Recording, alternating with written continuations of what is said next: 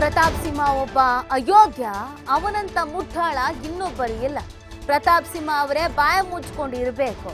CM ವಿರುದ್ಧ ಮಾತನಾಡಿದ ಪ್ರತಾಪ್ ಸಿಂಹಗೆ ಪ್ರದೀಪ್ ಈಶ್ವರ್ ತಿರುಗೇಟು ಕೊಟ್ಟಿದ್ದಾರೆ. ಲೋಕಸಭೆ ಪ್ರವೇಶಕ್ಕೆ ಪಾಸ್ ಕೊಟ್ಟ ಪ್ರತಾಪ್ ಸಿಂಹ ದೇಶದ್ರೋಹಿ ಅಲ್ವಾ? ಪ್ರತಾಪ್ ಸಿಂಹ ಒಂದು ಕಲ್ಲು ಹಾಕಿದ್ರೆ ನಾವು 4 ಕಲ್ಲು ಹಾಕ್ತೀವಿ ಅಂತ ಹೇಳಿದ್ದಾರೆ. ಪ್ರತಾಪ್ ಸಿಂಹ ವಿರುದ್ಧ ಪ್ರದೀಪ್ ಈಶ್ವರ್ ಈ ರೀತಿಯಾಗಿ ಕಿಡಿಕಾರಿದ್ದಾರೆ. ಸಿದ್ದರಾಮಯ್ಯನವರ ವಿರುದ್ಧವಾಗಿ ಮಾತನಾಡಿದ್ರು ಪ್ರತಾಪ್ ಸಿಂಹ ಅವರು. ಆ ವಿಚಾರವನ್ನ ಇಟ್ಕೊಂಡು ಅವರು ಇಲ್ಲಿ ಕಿವಿಯುವಂತ ಕೆಲಸವನ್ನ ಮಾಡಿದ್ದಾರೆ. ಕೆಲವರು ಇದ್ದಾರೆ. ಫಾರ್ ಎಕ್ಸಾಂಪಲ್ ಮೈಸೂರಿನ MP ಇದ್ದಾರೆ ಪ್ರತಾಪ್ ಸಿಂಹ. ಆತನಷ್ಟು ಅಯೋಗ್ಯ ಮುಟ್ಟಾಳ ಇನ್ನೊಬ್ಬ ಇಲ್ಲ. 45 ವರ್ಷದ ರಾಜಕೀಯ ಅನುಭವ ಇರ್ತಕ್ಕಂಥ ಸಿದ್ದರಾಮಯ್ಯ ಸಾಹೇಬ್ರ ಬಗ್ಗೆ ಬಾಯಿಗೆ ಬಂದಂಗೆ ಮಾತಾಡ್ತಾರೆ.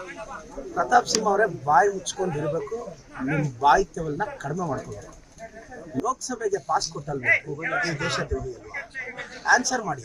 ಹೋಗಿ ಸ್ಮೋಕ್ ಬಾಂಬ್ ಎಲ್ಲ ಹಾಕಿದ್ರಲ್ಲ, ಮಾನ ಮರ್ಯಾದೆ ಇಲ್ವಾ ಪ್ರತಾಪ್ ಸಿಂಹ ಅವರಿಗೆ? ಅದಕ್ಕೆ ಆನ್ಸರ್ ಮಾಡಿ. ನಾವ್ ಯಾರಾದ್ರೂ ಕಾಂಗ್ರೆಸ್ MLA MP ಏನಾದ್ರು ಪಾಸ್ ಕೊಟ್ಟಿದ್ರೆ ನೀವು ಏನ್ ಪಟ್ಟ ಕಟ್ತೀವಿ?